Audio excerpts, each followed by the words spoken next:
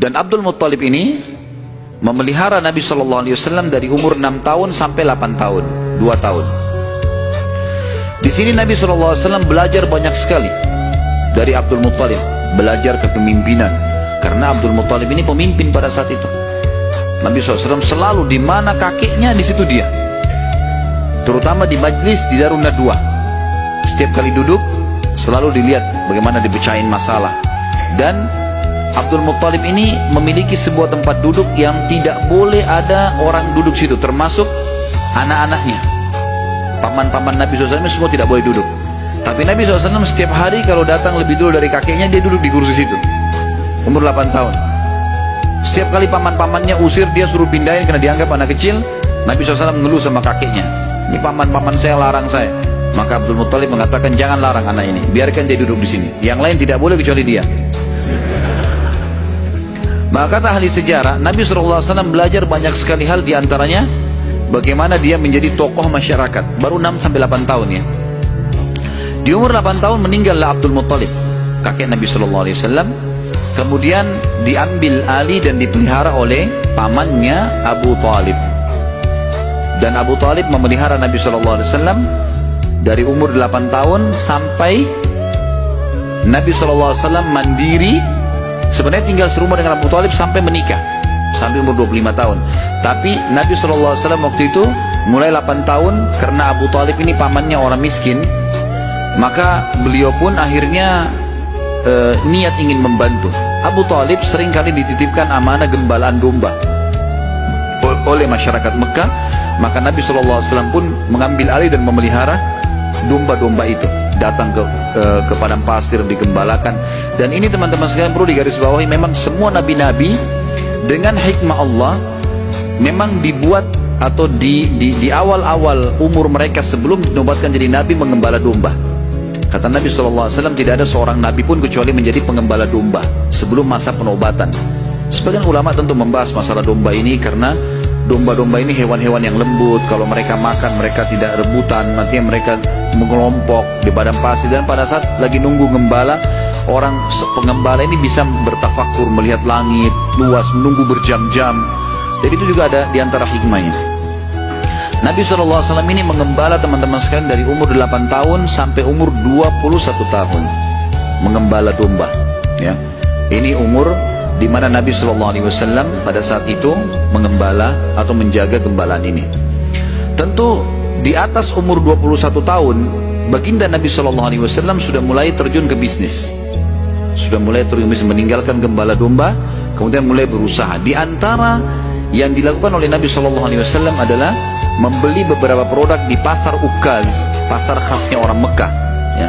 Kalau yang saya pernah kumpulkan informasi, kalau tidak salah memang lokasinya di pasar Seng dulu itu, tapi sekarang pasar Seng juga sudah dihancurin ya.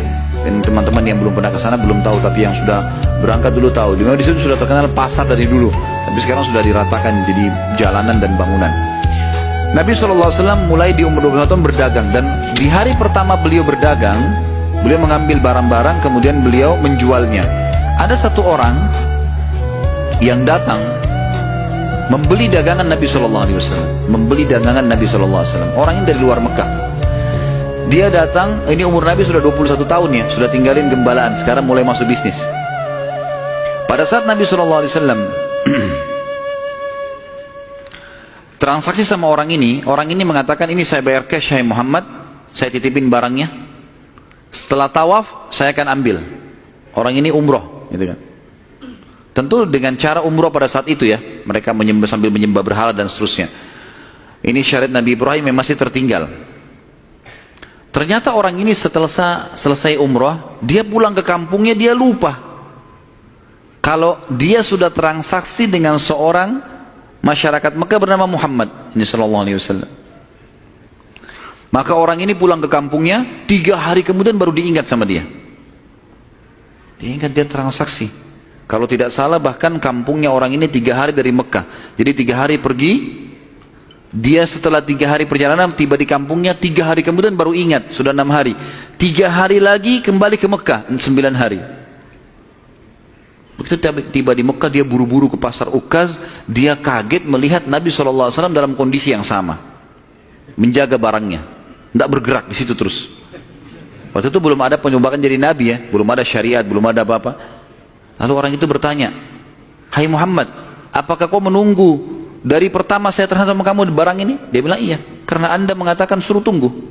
Gara-gara itu keluar julukan Muhammad Al-Amin, orang yang paling bisa terpercaya. Ternyata subhanallah, kejadian ini membuat satu Mekah tersebar, bahkan banyak di wilayah-wilayah sekitar Jazirah terkenal ada orang di Mekah yang bisa dipercaya namanya Muhammad. Akhirnya orang-orang Mekah pada datang mengamanahkan titipan-titipannya, dan semenjak itu Nabi SAW menjadi pedagang yang sangat sukses.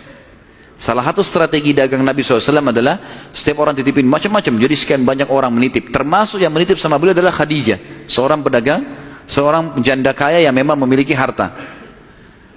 Dan Nabi SAW punya strategi dagang. Dagangnya adalah beliau mengambil uang-uang titipan orang di Mekah, lalu ditransaksikan, beli produk Mekah.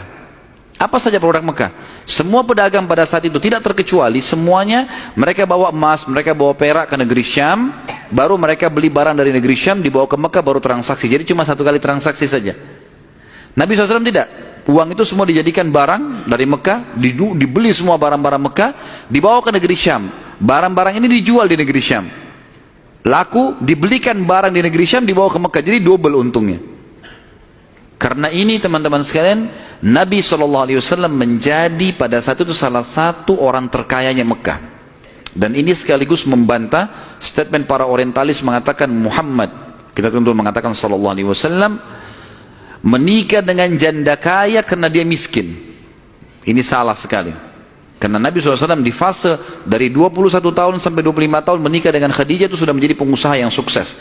Makanya beliau pada saat menikah dengan Khadijah, maharnya 20 ekor unta. Satu unta ratusan juta jumlahnya, harganya.